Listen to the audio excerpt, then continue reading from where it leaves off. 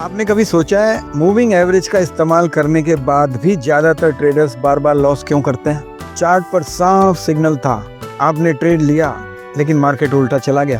क्या इसका मतलब मूविंग एवरेज काम नहीं करते हैं? नहीं, असल प्रॉब्लम टूल्स की नहीं है, हमारी साइकोलॉजी की है। आज मैं बताऊंगा मूविंग एवरेज ट्रेडर्स की 3 सबसे कॉमन साइकोलॉजिकल गलतियां, और इन्हें अगर आपने कंट्रोल कर लिया तो मूविंग एवरेज आपके लिए एक पावरफुल पार्टनर बन सकते हैं।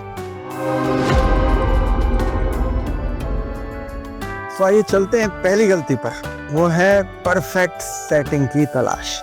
कभी 20 पीरियड का एमए, कभी 21 का और फिर कभी 15 का, और आपको लगता है जैसे कि सही नंबर मिलते ही सारे लॉसेस गायब हो जाएंगे। लेकिन सच ये है, कोई भी मूविंग एवरेज सेटिंग लॉसेस को एलिमिनेट नहीं कर सकती, और इसी परफेक्शनिज्म की वजह से कुछ लोग सिस्टम को प्रॉपरली टेस्ट ही नहीं कर पाते। नॉर्मल लूजिंग स्ट्रीक देखकर स्ट्रेटजी बदल देते हैं और बार बार बैक टेस्टिंग करके एनालिसिस पैरालिसिस में फंस जाते हैं कि कौन सा मूविंग एवरेज बेटर है। सॉल्यूशन सिंपल है, मूविंग एवरेज कोई जादू की छड़ी नहीं है, ये ट्रेंड पहचानने का टूल है। 20, 50, 200 जैसे स्टैंडर्ड पीरियड्स को स्टिक कीजिए और ऑप्टिमाइजेशन को छोड़कर एग्जीक्यूशन पर फोकस कीजिए। दूसरी गलती है इम्पेशंस। आप तो जानते हैं मूविंग एवरेज हमेशा प्राइस से पीछे चलता है क्योंकि ये लैगिंग इंडिकेटर्स। मान लीजिए प्राइस अब ट्रेंड में है, कुछ ट्रेडर इंतजार नहीं कर पाते, कभी सिग्नल से पहले एंट्री ले लेते हैं, कभी सिग्नल आने के बाद सोचते हैं अब तो लेट हो गया, और फ्रस्ट्रेट होकर फास्ट मूविंग एवरेज पर स्विच कर लेते हैं। 9 पे चले गए, 5 पे चले गए, 14 पे चले गए, वहां पे फिर सिर्फ विपसाइज मिलती हैं और वहीं से लॉस शुरू हो जाता है। तो सॉल्यूशन यही है, मूविंग एवरेज को ट्रेंड फॉलोइंग टूल की तरह से देखें। इनका काम है मूव का मिडिल हिस्सा पकड़ना, ना कि एग्जैक्ट टॉप या बॉटम। अगर आप ट्रेंड के बीच में एंट्री पकड़ पाए तो वही आपकी असली जीत है। तीसरी और सबसे सटल गलती जो है वो है सेलेक्टिव सिग्नल्स। यानी कि कुछ ट्रेडर्स रूल तो बना लेते हैं लेकिन सिग्नल्स वही लेते हैं जो उनकी ओपिनियन से मैच करे।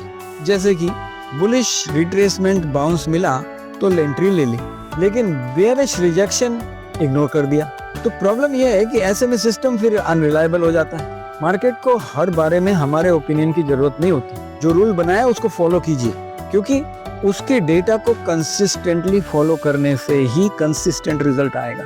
आपको नहीं मालूम कौन सी ट्रेड छोड़नी है, वो तो ट्रेड खत्म होने के बाद ही पता लगता है कि ये फेल होनी थी या सक्सेस होनी थी। तो फिर रूल से चलिए, और कुल मिला के 10 ट्रेड की तो उसमें से 6 भी सक्सेसफुल हो गई तो आप सक्सेसफुल रहेंगे। लेकिन उन 4 लॉसेस को लेने की तैयारी रखिए। जरूरी नहीं है 4 हो, 2 ही हो, 1 हो, 1 भी ना हो या 5 हो जाए।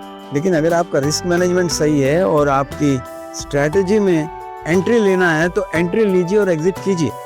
कनेक्ट कीजिए इन तीनों गलतियों को।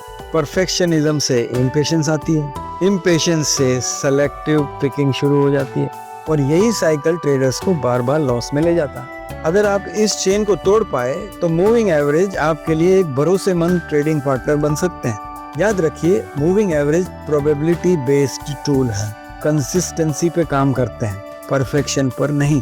अगर ये वीडियो आपको यूजफुल लगी एक लाइक जरूर कीजिए और कमेंट्स में बताइए इन तीनों गलतियों में से आपकी सबसे कॉमन गलती कौन सी रही है। आपके कमेंट्स हमें गाइड करते हैं आगे के वीडियो बनाने के लिए, तो कमेंट जरूर कीजिए और चैनल को सब्सक्राइब जरूर कीजिए, क्योंकि अगली वीडियो होगी ट्रेडिंग साइकोलॉजी के बेसिस पर, जहां हम ये समझेंगे कि अगर साइकोलॉजी गलत हो तो बेस्ट टूल भी फेल हो जाते हैं।